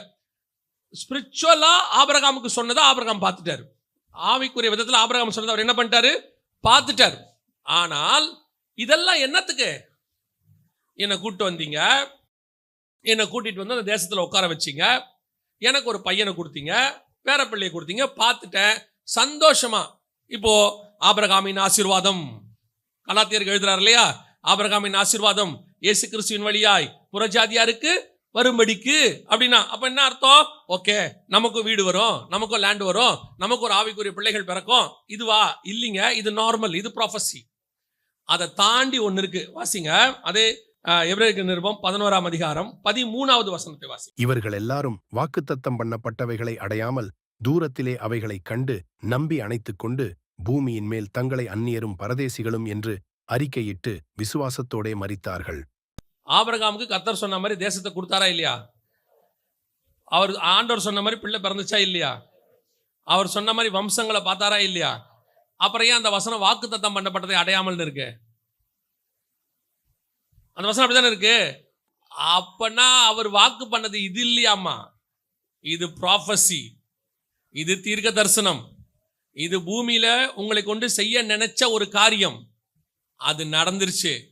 ஆனா உங்களுக்கு வாக்கு தத்தம் பண்ணப்பட்டத பூமியை விட்டு வெளியே ஒண்ணு இருக்கு, அதை பார்க்கணும். அதை பார்க்கறதுக்கு பேர் தான் உன் ஆவிக்குரிய கண்ணு திறக்கிறது. ஆவிக்குரிய கண்ணு திறக்கிறதுனா எதுனா, இப்ப அந்த வசனம் திருப்பி சொல்லுமா, வசனம் என்ன சொல்லுது? தூரத்தில் அவைகளை கண்டு நம்பி அணைத்துக் கொண்டு. தூரத்துல என்ன பண்ணிட்டாங்களாம்? பார்த்துட்டாங்க. பார்த்ததுனால அவனுக்கு கண்ணு திறந்துருச்சு. எந்த கண்ணு? பழம் சாப்பிட்றதுக்கு முன்னாடி ஆதாமுக்கு இருந்த கண்ணு அது திறந்துருச்சு. ஆனா பெரும்பான்மையான இஸ்ரவேலருக்கு அந்த கண்ணு என்ன செய்யல? திறக்கல. அதத்தான் ரோமர் 11ல சொல்றாரு, காணாதிருக்கிற கண்கள். நீ எதை பார்த்த? லேண்ட பார்த்த. நீ எதை பார்த்த? அந்த லேண்ட்ல உனக்கு கர்த்தர் சொல்ற ஆசீர்வாதத்தை பார்த்த. நீ எதை பார்த்த? நீ விதை விதைப்பாய் 100 மடங்கு ஆசீர்வதிக்கப்படும். ஈசாக்குக்கு கொடுத்தாரு, ஆசீர்வதிச்சிட்டாரு. அந்த வருஷம் விதை விதைச்சான், விளைச்சல் வந்தாருச்சு, வெள்ளாம கருத்துருச்சு, சூப்பர் 100%. என் கண்ணு பார்த்துடுச்சு. இதோட கூட நான் நின்னுட்டேன். இதோட கூட நான் என்ன செஞ்சுட்டேன்? நின்னுட்டேன். எனக்கு என்ன இல்ல விஷன்? ஈசாக்கு என்ன விஷன் இல்லையா? இந்த விஷன் எல்லாம் இருந்துச்சு. எந்த விஷன் இல்ல? இதுக்கப்புறம் யாக்கோபு மேல இருந்த விஷன் அவனுக்கு இல்ல. இதுக்கப்புறம் பூமியை விட்டு பரலோகத்தில் இருக்கிற விஷன் இல்ல. அதான் ஈசாக்கின் கண்கள் என்னவா இருந்துச்சு? குருடா இருந்துச்சு. ஏன்னா அவனுடைய மாம்ச கண்ணு யார் ஆசீர்வதிக்க விரும்புது? ஏசாவை ஆசீர்வதிக்க விரும்புது. ஆனா ஆவிக்குரிய கண்ணு திறந்தாதான் நீ யாக்கோபு ஆசீர்வதிக்க முடியும். ஏன்னா யாக்கோபுக்கு பின்னாடி ஸ்பிரிச்சுவல் உலகத்துக்கு இருக்கு, அது இருக்கு. அதை தாண்டி நீ புரியணும். அந்த கண்ணு திறக்கல ஈசாக்குக்கு. இங்க அதான் பிரச்சனையே. சபைக்கு இங்க கண்ணு இருக்கு, இங்க விஷன் இருக்கு, இங்க என்ன இருக்கு? நல்ல தரிசனம் இருக்கு. எப்படி ஆகுது? நம்ம இடம் வாங்கிடணும். எப்படி ஆகுது? இங்க ஒரு நல்ல இன்னும் ஒரு படி நல்ல மேலேயே நான் போய் சொல்றேன். இடத்த கூட விட்டுருங்க. நல்ல விசுவாசிகளை உருவாக்கணும், நல்ல ஊழியக்காரனை உருவாக்கணும். எல்லாமே இங்க உள்ள நல்ல ப்ராஃபட்டிக்கல் ஐஸ். உண்மை இது பூமியில உங்களை வச்சு கர்த்தர் செய்ய போற மிக முக்கியமான காரியம், மாற்றுகிறதே இல்லை. ஆனா இதை தாண்டி உனக்கு ஒரு கண்ணு திறக்கணும். என்ன திறக்கணும் தெரியுமா? வாக்கு தத்தம் பண்ணப்பட்டது இனி வருகிறதா இருக்கிறது. அதை உங்கள் கண்கள் காணணும். அதை என்ன செய்யணும்? ஏங்க அதை நான் பார்க்கணும்? அதை பார்க்கறதுல என்ன இருக்கு? இதுல தான் நான் திருப்தியா இருக்கனே. இப்ப நான் பேசுறது எல்லாமே ஸ்பிரிச்சுவல் பீப்புளை பத்தி தான். நான் பாவம் செய்யறவங்க அப்படின்ற கான்செப்டுக்கே வரல.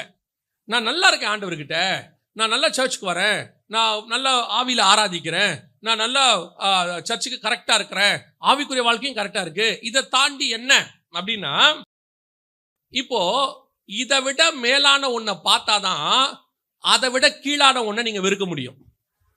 நான் சொல்றது புரியுதா? நான் உன்னை வெறுக்கணும்னா இதை விட பெஸ்ட்டை நான் பார்த்துடணும். பார்த்துட்டாதான் நான் எதை வெறுப்பேன்? கீழானதான் நான் வெறுப்பேன். இல்லைன்னா என்ன செய்ய முடியாது என்னால? இதை பிடிச்சிக்கிட்டே இருப்பேன். நான் சொல்ல உங்களுக்கு புரியுதா? ஒரு சட்டை சின்னதாச்சுன்னா நான் பெரிய சட்டை வாங்குவேன். அப்ப நான் இந்த சட்டை சின்னது ஆனாதான் எனக்கு அந்த சட்டை என்ன செய்ய முடியும்? வாங்கவே முடியும். இந்த சட்டை பழசானாதான் நான் புதுசு வாங்குவேன் இல்லையா? அப்ப நான் ஒண்ணு வாங்கறதுக்கு இது மேல எனக்கு கொஞ்சம் வெறுப்பு வரணும், ஏதோ ஒண்ணு வரணும்ல. அப்ப இது வரணும்னா எனக்கு இதை விட மேலான விஷன் ஒண்ணு வரணும். அப்ப நான் பரலோகத்தை விரும்பி பரலோகத்துக்கு போகணும்னா எனக்கு முதல்ல இங்க இருக்கிறது மேல என்ன வரணும்? இப்ப பவுலுக்கு பாவத்தை விட்டாரு, அது வேற. அவர் அப்பவே விட்டுட்டார், பாவத்தை விட்டுட்டு வந்துட்டார். ஆனா அவர் என்ன சொல்றாரு? நான் தேகத்தை விட்டு பிரிந்து அவரோடு கூட இருக்கிறதை விரும்புகிறேன். நான் இங்க இருக்கிறது உங்களுக்கு பிரயோஜனமா இருக்கும், அதனால இருக்கிறேன். அதை 2ஆம் பட்சமா மாத்துறாரு. பொதுவா நாம என்ன சொல்லுவோம் தெரியுமா? ஐயோ இந்த பரிசுத்தவான் இருந்தா ரொம்ப நல்லதுங்க, அவர் இருந்தா நல்லது, அவர் இருக்கிற வரைக்கும் ஒரு பிரச்சனை இல்லைங்க. நம்மளும் என்ன யூஸ்வலா என்ன சொல்லுவோம்?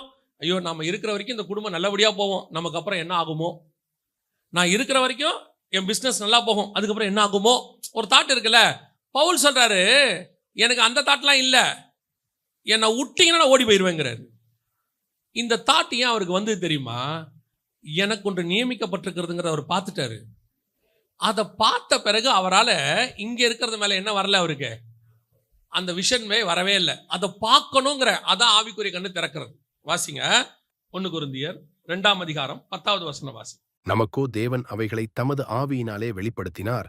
அந்த ஆவியானவர் எல்லாவற்றையும் தேவனுடைய ஆழங்களையும் ஆராய்ந்திருக்கிறார். நமக்கு ஒன்று நியமிச்சிருக்கிறாரு, அதை நம் கண்கள் என்ன செய்யல.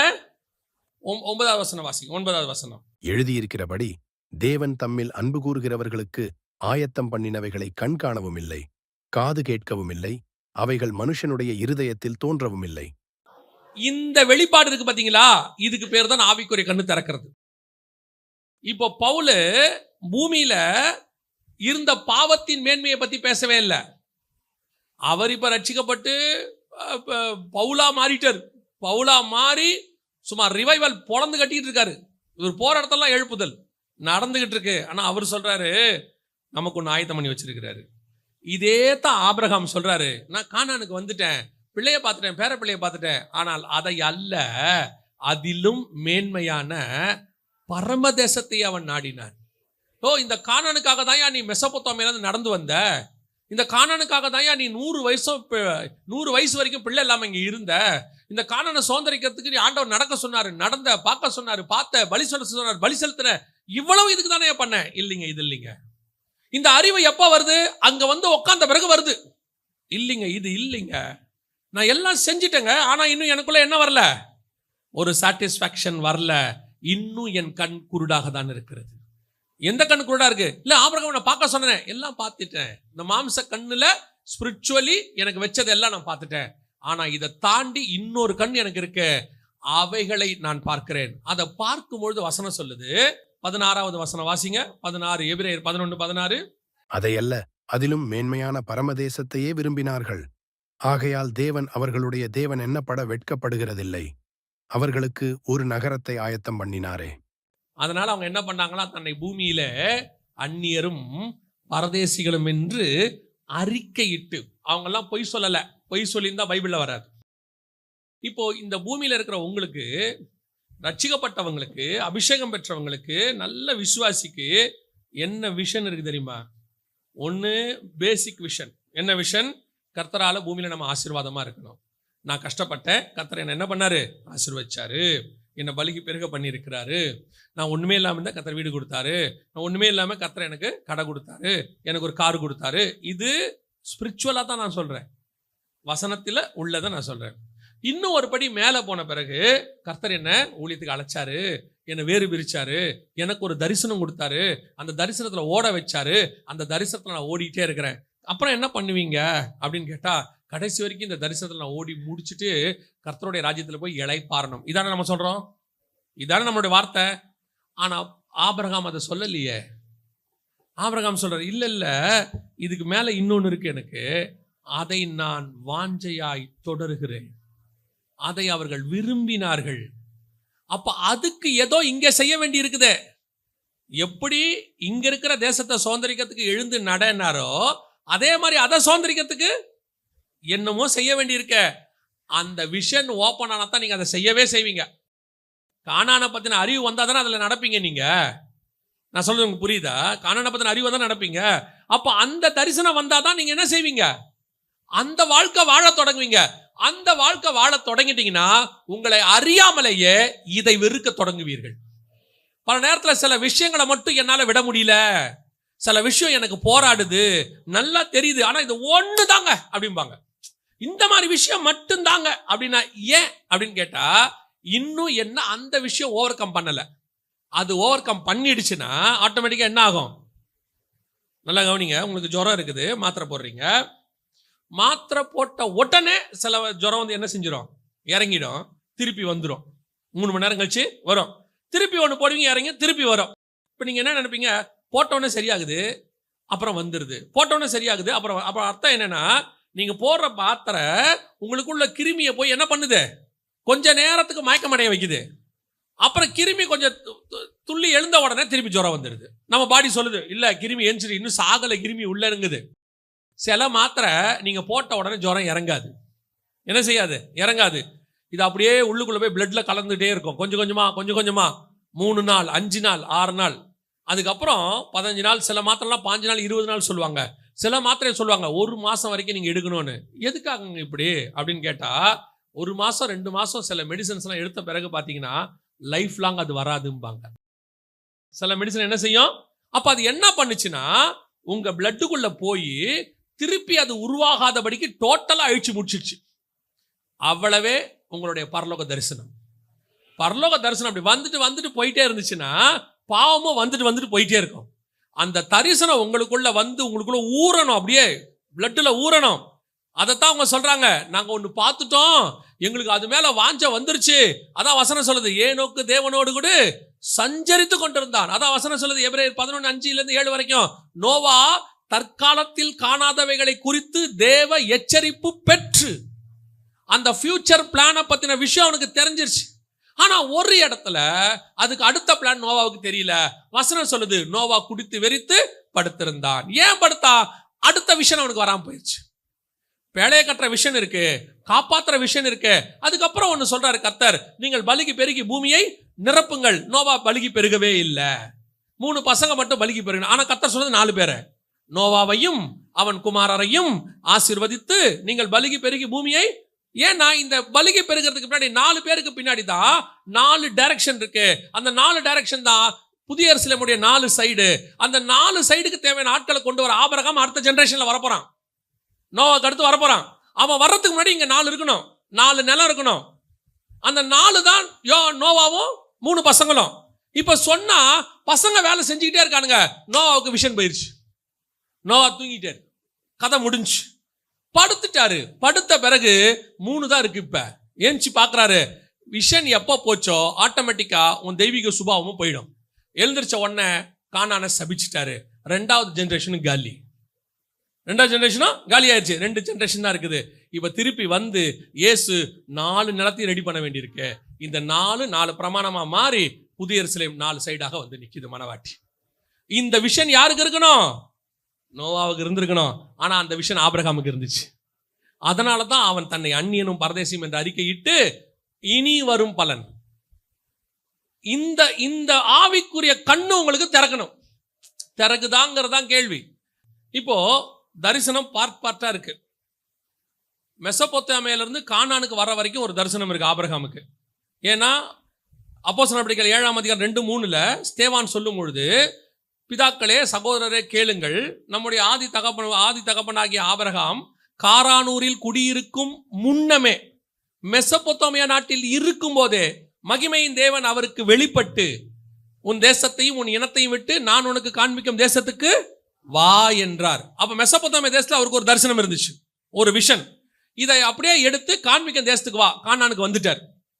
இப்ப 12ஆம் அதிகாரம் ஆதியாகமத்துல 4-5 வசனத்துல ஆபிரகாம் கானானுக்கு புறப்பட்டு போனான். அவனோடு கூட லோத்து போனால், சாராள் போனால். ஆபிரகாம் 75 வயது உள்ளவனா இருந்தான். கரெக்டா?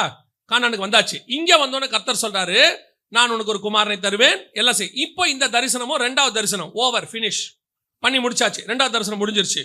இப்போ ஆபிரகாமுக்கு 140 வயசு. ஈசாக்கு பின்னாடி பைபிள் போயிடுச்சு. அதுக்கப்புறம் ஆபிரகாம் என்ன ஆனார்னே இருக்காது, செத்தார்னு மட்டும்தான் இருக்கும். ஆனா இந்த 140 இருந்து 175 வரைக்கும் 3வது தரிசனம். என்ன தரிசனம் தெரியுமா? இதை அல்ல, இதிலும் மேன்மையான இந்த 3வது தரிசனம் இருக்கிறவன் தான் ஜீவனுள்ள ஒரு தேசத்துக்கு போவான். புரியுதா உங்களுக்கு? இப்ப நோவாவுக்கு முதல் தரிசனம், பேழைய கட்டு, எல்லாம் உங்ககிட்ட வரும், பேழைய என்ன செய்ய கட்டு, கட்டிட்டார், எல்லாம் உள்ள வந்துருச்சு. நோவா கர்த்தர் சொன்னபடி எல்லாம் செய்து முடித்தான். 6ஆம் அதிகாரம் கடைசி வசனம். 7ஆம் அதிகாரத்தில் கர்த்தர் நோவாவை நோக்கி வந்ததுல எல்லாத்தையும் சுத்தமானதுல 7 ஜோடு புடி. இது 2வது தரிசனம். இப்ப அவன் போய் அடுத்து என்ன செய்யறாரு, இவர்கிட்ட வந்ததெல்லாம் ஒரு ஜோடு தான். ஆனா இப்ப என்ன பிடிக்கணும் சுத்தமானதுல 7 ஜோடு. இப்ப இவர் திருப்பி போய் என்ன பண்றாரு, 7 பிடிக்கிறாரு. இது 2வது தரிசனம். வசனம் சொல்லுது 4-5 வசனம், 7ஆம் அதிகாரம் 4-5, கர்த்தர் சொன்னபடி எல்லாம் செய்து முடித்தான். 2வது தரிசனம் முடிஞ்சிருச்சு. இப்ப பேழைக்குள்ள போயாச்சு.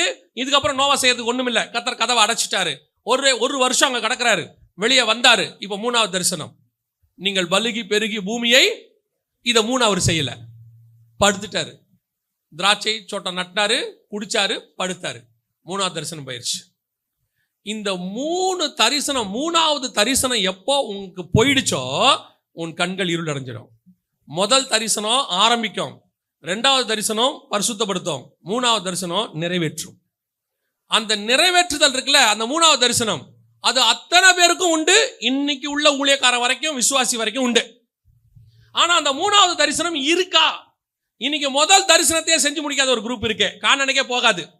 ஏன்னா ஆபிரகாம் பத்தி வசனம் சொல்லுது, தேராகு தன் குமாரனாகிய ஆபிரகாமையும் லோத்துவையும் சாராயையும் அழைத்துக் கொண்டு ஊர் என்கிற கல்தேயருடைய பட்டணத்தை விட்டு கானான் தேசத்துக்கு போக புறப்பட்டான். அவர்கள் ஆரானிலே தங்கி விட்டார்கள். அப்படிதானே இருக்குது. ஆரான் மட்டும் வந்தபோது அங்கே இருந்து விட்டார்கள். ஒரு கூப்பு கானானுக்கே வராது, அங்கே செத்து போயிடும்.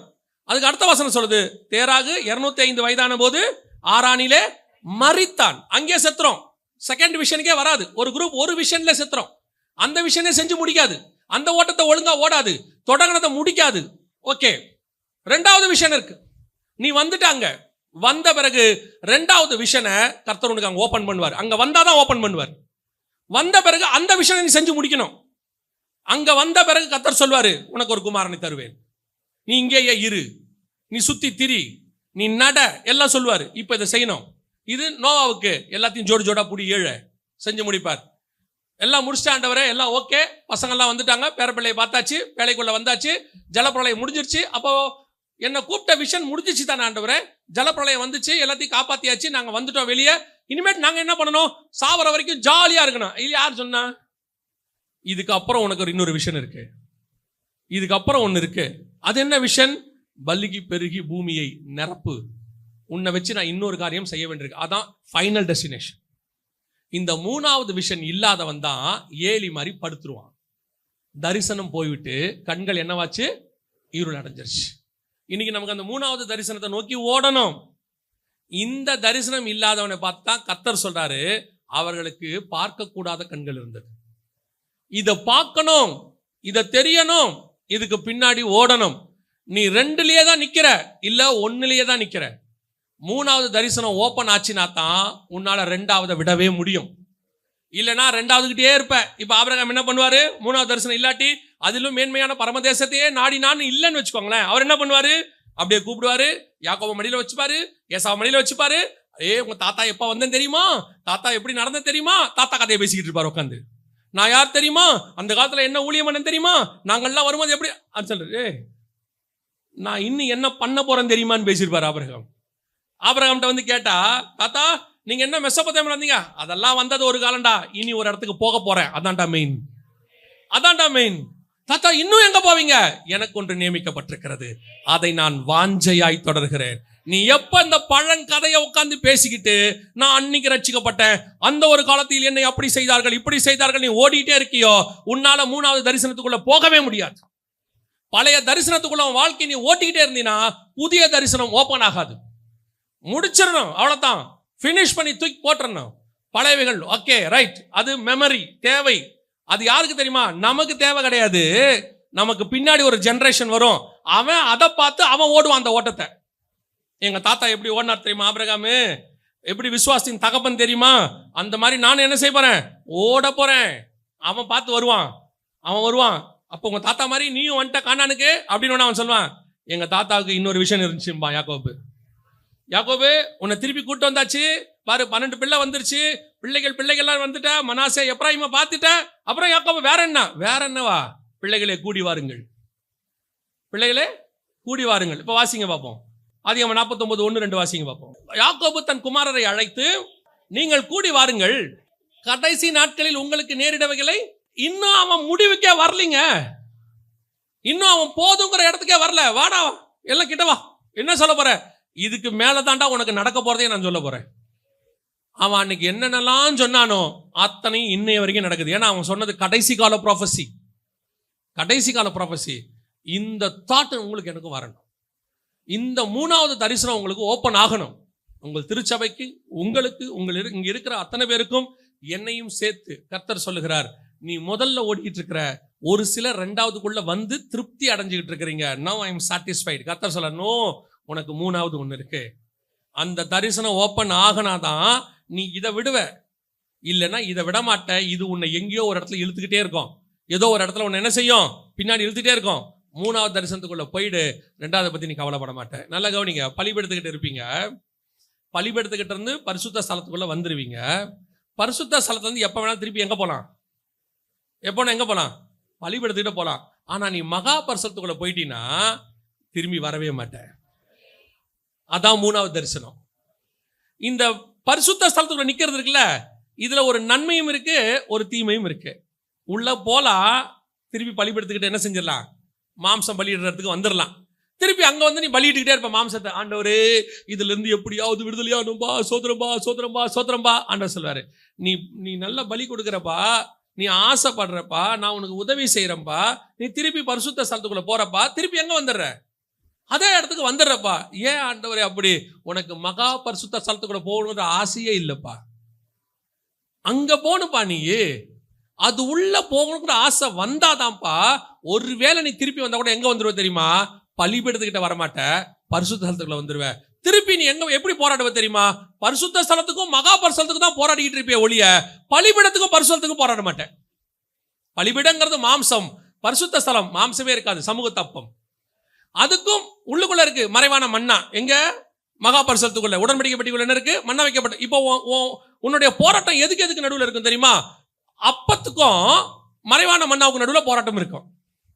பரிசுத்த ஸ்தலத்துக்கும் மகா ஒரு நாள் வரும், நீ பரிசுத்தத்துக்குள்ள நிரந்தரமா உள்ள போயிடுவ. ஆனா இப்ப நீ எதோட போராடிட்டு இருக்கிற, பலிபீடத்துக்கும் பரிசுத்த ஸ்தலத்துக்கு நடுவில் போராடிட்டு இருக்கிற. நீ வர பரிசுத்தத்துக்கு வர, திருப்பி விழுந்து பலிபீடத்துக்கு போற. அங்கேயும் நீ எப்படி இருக்கிற தெரியுமா, நான் மொத்தமா இனி பலிபீடத்துக்கு இருக்க போறேன்னு சொல்லல. ஆண்டவரே, எப்படியாவது திருப்பி நான் என்ன செஞ்சிடணும், போயிடணும் ஆண்டவரே, உள்ள போயிடணும். ஆண்டவர் சொல்றாரு, நீ ஜெபம் பண்றதுலாம் நல்லதான்ப்பா, நான் உன்னை நம்புறேன். உங்களை என்ன எத்தனை தடவை ஆண்டவர் மன்னிச்சிருப்பாரு, இது வரைக்கும் எத்தனை தடவை மன்னிச்சிருப்பாரு? 7-70 தாண்டிட்டார் நமக்கு இல்ல. ஆனாலும் இன்னும் கர்த்தர் வந்து என்ன ஆகல, டயர்ட் ஆகல. நான் சொல்லுவேன், ஆபிரகாம் ஆண்டவர்கிட்ட போயிட்டு சோதோம் அழியத்தை பத்தி பேசுவார். கர்த்தர் ஆபிரகாமை நோக்கி இது கடைசி முறைன்னு சொல்லவே மாட்டார். நீ பண்ண போற ஜபம் கடைசி ஜபம்னு சொல்லவே மாட்டாரு. அவன் இன்னும் ஒரு விஷயம் பேசுகிறேன், இன்னும் ஒரு விஷயம். அவன் தான் கடைசியா சொல்லுவான், நான் கடைசியாய் கேட்கிறேன். ஆண்டவர் சொல்றார், சரிப்பா 10 பேர் இருந்தா விட்டுருவீங்களா? சரி விட்டுறேன்ப்பா. உள்ள போனா 10 பேர் இல்ல, உள்ள போனா 10 பேர் இல்ல, உள்ளுக்குள்ள எத்தனை பேர் தான் இருக்கான், ஒரு நீதிமான் குடும்பம் தான் இருக்கு உள்ள. இப்போ ஆபிரகாம் ஜெபம் என்னாச்சு? நிறைய பேர் சொல்லுவாங்க ஆபிரகாம் ஜெபம் பண்ணாருன்ட்டு. ஆபிரகாம் ஜெபம் 10ஓட நின்றுச்சு, ஆனா உள்ள இருந்தது 3 தான் இல்லையா? அப்ப என்ன அர்த்தம், கர்த்தர் டயர்டே ஆகுறதில்ல, மன்னிக்கிறதில்ல. ஆனா அவர் என்ன நினைக்கிறாருன்னா, ஒரு நீங்க பாருங்க, நல்லா கவனிங்க. இந்த பிள்ளை எழுந்திருச்சு ஃபர்ஸ்ட் நடக்கும்ல, நடக்கும்போது தடுமாறி விழும்ல, அதுக்கு அடியெல்லாம் படாது தெரியுமா உங்களுக்கு? இந்த தவழ்ற பிள்ளை ஏஞ்சி தத்தி நடக்கும்போது கீழே அடிபடுமா? அதுக்கு படவே படாது. ஆனா அப்பா மனசு எப்படி இருக்கும், கிடுகிடுன்னு ஓடி போய் கையை பிடிப்போம் இல்லையா, அப்படிம்போம். அதுக்கு ஒன்றும் ஆகாது. அது ஏந்திச்சு விழுந்து நம்ம ஆண்டவர் அப்படித்தான், பாத்திரா அப்படின்னு சொல்லிட்டே இருப்பாரு. ஆனா அவருக்கு தெரியும் அது அடிபடாது. என்னைக்கோ ஒரு நாள் என் பிள்ளை நடப்பான், என்னைக்கோ ஒரு நாள் விழாமல் அவன் நடப்பான், நல்லா ஓடுவான், நல்ல போராட்டத்தை போராடுவான், அவனுக்கு ஒரு கிரீடம் வச்சிருக்கேன், அதை அவன் நிச்சயம் வாங்குவான். அதுதான் அப்பாவுக்கு நம்ம மேல வச்ச நம்பிக்கை. நமக்கு என்ன இங்க பிரச்சனை தெரியுமா, நமக்கு அந்த டெஸ்டினேஷன் தெரியாம, வைக்கப்பட்டது தெரியாம, இங்கேயே ஏந்திரிச்சு விழுந்து நம்ம அதுல ஒரு பெருமையை வேற சொல்லுவான். சிலர்லாம் பெருமையா சொல்லுவாங்க, எல்லாம் ஓகேங்க, இது ஒன்று தான் ஆண்டவர் சொல்றாரு, ஒன்று தாண்டா உன்னை அந்த பெற விடாம தடுத்துக்கிட்டு இருக்குது, இந்த ஒன்றை மட்டும் தாண்ட நீ ஓட, உன் பார்வை அந்த டெஸ்டினேஷனை பார்க்கட்டுமே. அதை பார்த்துருச்சுன்னா, இப்போ ஏலிக்கு அந்த விஷன் போயிடுச்சு. ஏலிக்கு என்ன போயிடுச்சு? விஷன் போயிடுச்சு. நல்ல கவனிங்க, வசனம் இல்லாமல் உனக்கு வெளிப்பாடு வராது, வெளிப்பாடு இல்லாமல் தரிசனம் கிடைக்காது. இந்த வசனத்தை வாசிங்க, நம்ம முடிக்கலாம். வாசிங்க, சங்கீதங்களின் புஸ்தகம் 119:18 வாசிங்க. வேதத்தில் உள்ள அதிசயங்களை நான் பார்க்கும்படி. இப்ப அவர் என்ன பார்க்காம தான் படிக்கிறாரா? அவர் என்ன பிரெய்லி லெட்டர்ல படிச்சாரு? சங்கீதக்காரன் அவர் என்ன பிரெய்லி லெட்டர்ல படிச்சாரா, தடவி படிச்சாரா? இல்ல. வசனம் சொல்லுது, உம்முடைய வேதத்தில் உள்ள அதிசயங்களை பார்க்கும்படி என் கண்களை திறந்தருளும். அப்படின்னா என்ன அர்த்தம்? இதுக்குள்ள என்னமோ ஒன்று இருக்கு ஆண்டவரே, வசனமா படிச்சா எனக்கு வசனமா இருக்கு ஆண்டவரே, இதுல நான் ஒரு திருப்தி அடைகிறேன், அதுலயும் எனக்கு என்ன இருக்கு, ஒரு ஒரு டேஸ்ட் இருக்கு. உதாரணமா நீங்க சாதாரணமா வசனத்தை படிச்சுக்கிட்டே போனீங்கன்னா, வேணான்னு சொல்லல, படிச்சுக்கிட்டே போனீங்கன்னா உங்களுக்கு சில வாக்குத்தத்தம் கிடைக்கும், சில நேரத்தில் சமயத்துக்கு ஏற்ற வார்த்தை கிடைக்கும், அது உங்களை ஆறுதல் படுத்தும். அந்த சில நேரத்தில் சோர்ந்து போகும்போது தீர்க்க தரிசனம் கிடைக்கும், உங்களை ஓட வச்சுக்கிட்டே இருக்கும். வசனம் நீங்க என்ன சொல்லுவீங்களே, என் வாழ்க்கையில 10 தடவை பைபிள் முடிச்சேன், 100 தடவை முடிச்சேன், 200 தடவை முடிச்சேன், நல்லது, இல்லைன்னு சொல்லலை. இப்போ நீங்க ஒரு ஹாஸ்பிட்டலுக்கு போறீங்க, நீங்க படுத்துட்டீங்க, ட்ரிப்ஸ் ஏத்துறாங்க, ட்ரிப்ஸ் ஏத்தணும்னு உங்களுக்குள்ள என்ன வரும்? ஒரு ஸ்ட்ரென்த் ஒன்று கண்டிப்பா வரும். இப்போ பாடி கொஞ்சம் தேரும், ஆனா வாழ்நாள் முழுக்க ட்ரிப்ஸோட வாழ முடியாது.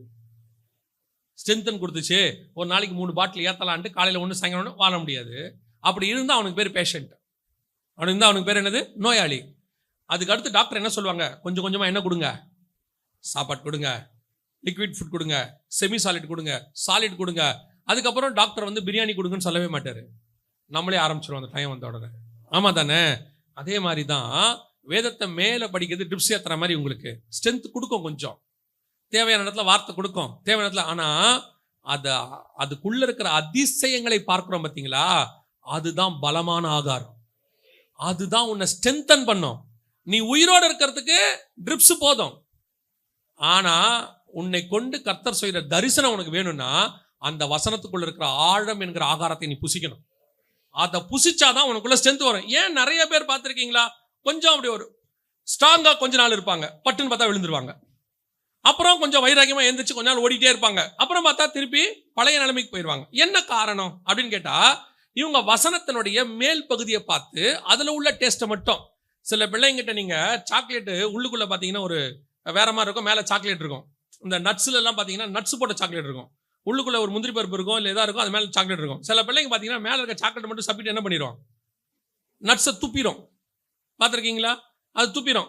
அதுக்கு தேவை மேல இருக்கிற chocolate only for taste, nuts is the strength. ஆமா தானே? அந்த நட்ஸை சாப்பிட்றதுக்கு தான் மேல என்ன தடவுனாங்க? சாக்லேட்டை தடவுனாங்க. நாம என்ன பண்ணிட்டோம்? சாக்லேட்டை சாப்பிட்டு அந்த கொட்டையை துப்பிட்டோம். அப்போ ஆண்டவர் என்ன சொல்றாரு? வேதத்தை மேல மட்டும் மேலோட்டமா படிச்சுட்டு போவாத, அது சாக்லேட் சாப்பிட்றது மாதிரி. அதுக்குள்ள உன் வேதத்தில் உள்ள அதிசயங்களை பார்க்கும்படி என் கண்களை திறந்தருளும். அது உள்ள ஒரு ஆழம் இருக்கு, அந்த ஆழத்துக்குள்ள 3வது தரிசனம் இருக்கு. அந்த தரிசனம் தான் உன்னை பரலோகத்துக்கு போக உதவும். இப்ப நீ பார்க்கிற ரெண்டும் எதுக்கு உதவும்னா, உலகத்துல இருந்து விடுதலையாகி கர்த்தருக்குள்ள உன்னை ஸ்டாண்டர்ட் பண்றதுக்கு ஃபர்ஸ்ட் தரிசனம். இங்க ஊழியத்துல அடுத்து உன்னை கொண்டு பூமியில செஞ்சு முடிக்க வேண்டியதுக்கு 2வது தரிசனம். ஆனால் 3வது தரிசனம் வெளிப்பட்டா மட்டும்தான் நீ ஹெவனுக்குள்ளேயே போக முடியும். அந்த தரிசனம் இல்லாதவன் அதுக்கு காத்திருக்கவே மாட்டான். அதனாலதான் பைபிள் முழுக்க பாருங்க, அத்தனை பேர் பாருங்க, எபிரேயர் 11 மொத்தத்தை எடுங்க, அவர்கள் அத்தனை பேரும் விசுவாசத்தினாலே ஃபியூச்சரை பத்தி பேசினவனா தான் இருப்பான் எல்லாருமே. அதாவது அவன் பேசுறது எல்லாமே பாத்தீங்கன்னா ஹெவன்லி விஷனா இருக்கும், அத்தனையும் இருக்கும். அவர்கள் தேவன் தாமே கட்டி உண்டாக்கின அஸ்திபாரம் உள்ள நகரத்திற்கு காத்திருந்தார்கள், விசுவாசத்தோடு கூட மரித்தார்கள். இந்த அஸ்திவாரம் நகரம் தான் புதிய எருசலேம் அவனுக்கு.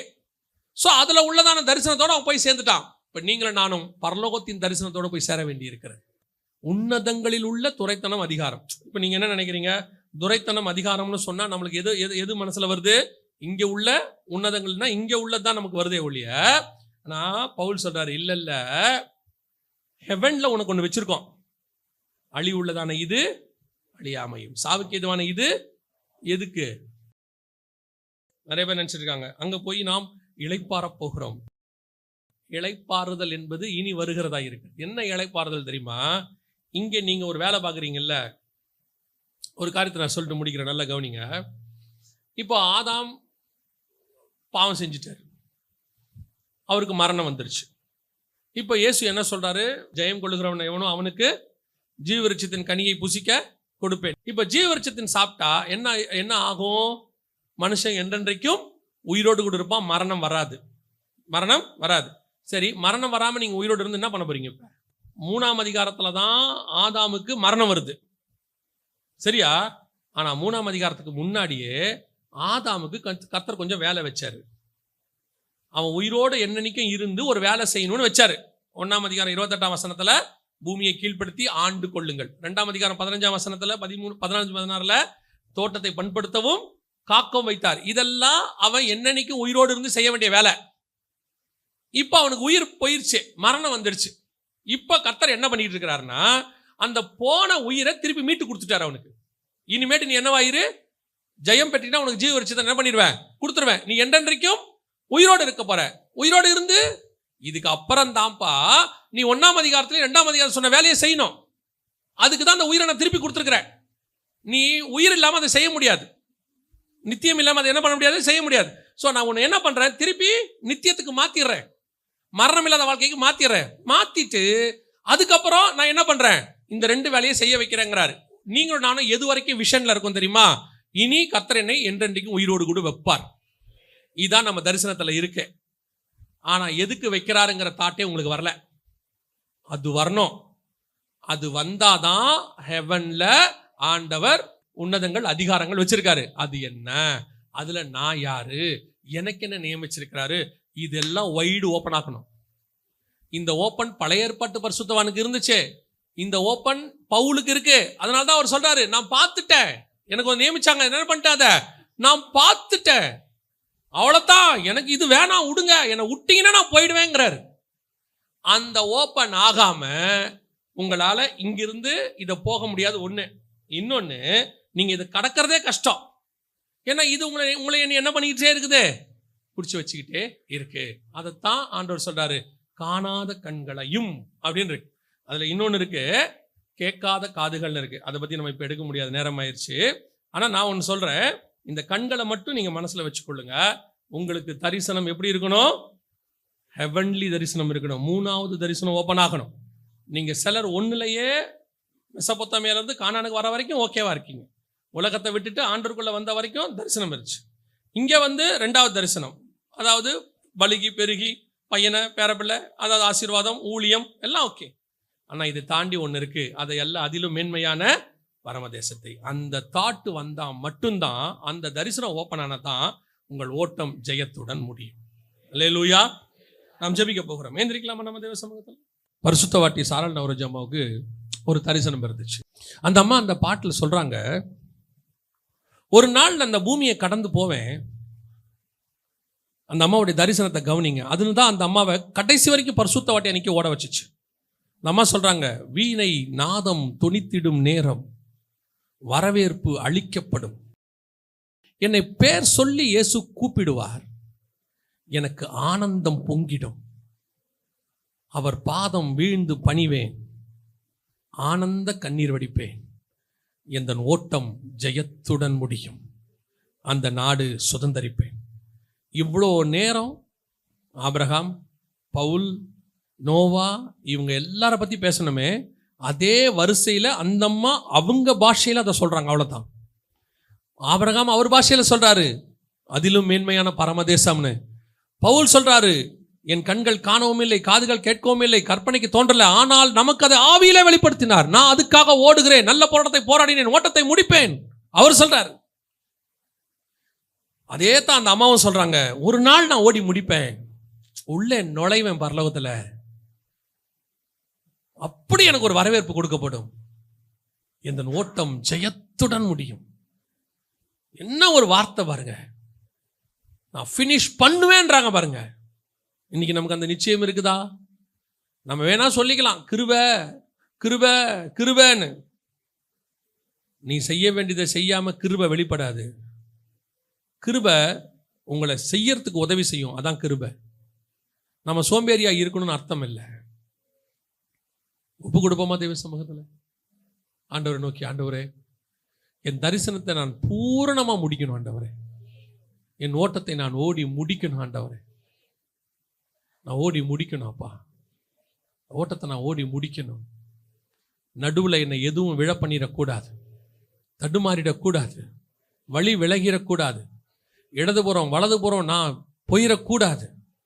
எனக்கு உதவி வரும் கண்மலை ஒன்று இருக்கு, நான் டெஸ்டினேஷன் சியோன் கண்மலை ஒன்று மலை ஒன்று இருக்கு, அங்க நான் போய் சேரணும் ஆண்டவரே. என் ஓட்டம் அங்கத்தான் போய் முடியணும்ப்பா. என் ஓட்டம் அங்கத்தான் போய் முடியணும். நெருங்கி வருகிற பாவங்களை உதறி தள்ளிவிட்டு ஓடி ஒப்பு கொடுப்போமா தேவ சமூகத்தில்?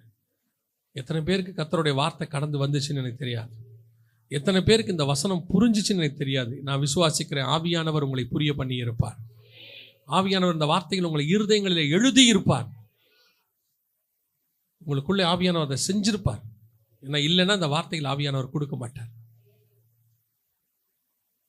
ஆண்டவரே, இந்த வார்த்தை எனக்குள்ள கிரியை செய்யட்டும்னு சொல்லுங்க. இந்த வார்த்தை எனக்குள்ள கிரியை செய்யட்டும். ஏதோ சர்ச்சுக்கு வந்தேன், ஆசீர்வதிக்கப்பட்டேன், என்னால் முடிஞ்ச ஊழியத்தை பண்ணேன், ஒரு நாள் மரணம் வரும், வருகை வரும், நான் பரலோகத்துக்கு போவேன், இது அல்ல. இதையும் தாண்டி எனக்கு ஒன்று ஆண்டவர் வச்சிருக்கிறாரு, எனக்கு ஒன்று நியமிக்கப்பட்டிருக்கிறது. அதை ஆவியில கர்த்தர் எனக்கு வெளிப்படுத்திட்டாரு. அதை நான் வாஞ்சையாய் தொடருகிறேன். அதுக்காக நான் காத்திருக்கிறேன். அதுக்காக இந்த பூமியில என்ன அந்நியனும் பரதேசியனும் ஒண்ணுமில்லாதவன் என்று, நான் நஷ்டமும் குப்பையும் என்று எல்லாத்தையும் விட ரெடியா இருக்கு. என் ஓட்டம் ஒன்னே ஒண்ணுதான், அவரை சந்திப்பது, எனக்கு நியமிக்கப்பட்டதை சுதந்திரிப்பது. ஒப்பு கொடுப்போமா தேவ சமூகத்தில்? ஆண்டவர்கிட்ட கரங்களை உயர்த்தி, ஆண்டவரே, நீர் வரும் பொழுது அந்த மகிமையான தருணத்தில் நான் ஓடி போய் எனக்கு நியமிக்கப்பட்டதை நான் சுதந்திரிக்க வேண்டும். எரிகோ கோட்டை கீழே விழும் பொழுது அவர்கள் தங்களுக்கு நேராக இருந்த பட்டணத்தை பிடித்தார்கள் என்று வேதத்தில் வாசிக்கிறோம். அதே மாதிரி நாமளும் நமக்கு நேராக ஆண்டவர் நியமிச்ச ஆசீர்வாதத்தை பரலோகத்தில் சுதந்திரிக்க போகிறோம். அழிவுள்ளதான இது அழியாமையும், சாவுக்கு எதுவான இது சாவாமையும் தரித்து கொள்ளும். நல்ல தகப்பனே, சர்வ வல்லமையுள்ள எங்கள் ஆண்டவரே, இந்த நாளுக்காக உமக்கு நன்றி. கிருபையுள்ள கரத்தில் எங்களை தாழ்த்துகிறோம். அப்பா, நீர் நியமித்த ஓட்டத்தில் முடிவு பரியந்து நாங்கள் ஓடட்டோம்ப்பா. எத்தனையோ இடரல்கள், எத்தனையோ போராட்டங்கள், எத்தனையோ பிரச்சனைகள், வானமண்டலத்தின் பொல்லாத பிரச்சனை, மனுஷ பிரச்சனை, உலகத்தில் உள்ள பிரச்சனை எல்லாத்தையும் தாண்டி எங்கள் கண்கள் உம்மை மாத்திரம் பார்க்க, நீர் நியமித்தவைகளை மாத்திரம் பார்க்க, ஆண்டவரே, எங்களை வழிவிலக பண்ணுகிற காரியங்களை பார்க்காதபடி, உலகத்தை பார்க்காதபடி, பூமியை பார்க்காதபடி, அப்பா, எங்கள் தலைகள் எப்பொழுதும் உயர்த்தப்பட்டதாக, வானத்தை அண்ணாந்து பார்க்கிற தலைகளாக, வானத்துக்குள்ளே எங்களுக்கு வைத்தவைகளை காண்கிற கண்களாக எங்கள் கண்கள் வானத்துக்குள்ளே ஊடுருவட்டும். ஆண்டவரே, நாங்கள் பூமியை பார்க்கிற வேலைக்காரர்கள் அல்ல, வானத்தில் உலாவுகிற அக்கினி ரதங்களை பார்க்கிற எலியாவின் கண்களாய், எங்கள் எலிசாவின் கண்களாய் எங்கள் கண்கள் பாரட்டும். ஆண்டவரே, நாங்கள் கீழே பார்த்தது போதும், மேலானவைகளை, இதிலும் மேலானவைகளை பார்க்க கர்த்தர் கிருபை பாராட்டும். அதையே முடிவு பரிந்து ஓடி முடிக்க கிருபைதான். ஆசீர்வதியும், வழி நடத்தும். எங்கள் ஆண்டவர் இயேசு கிறிஸ்துவின் நாமத்தில் பிதாவே.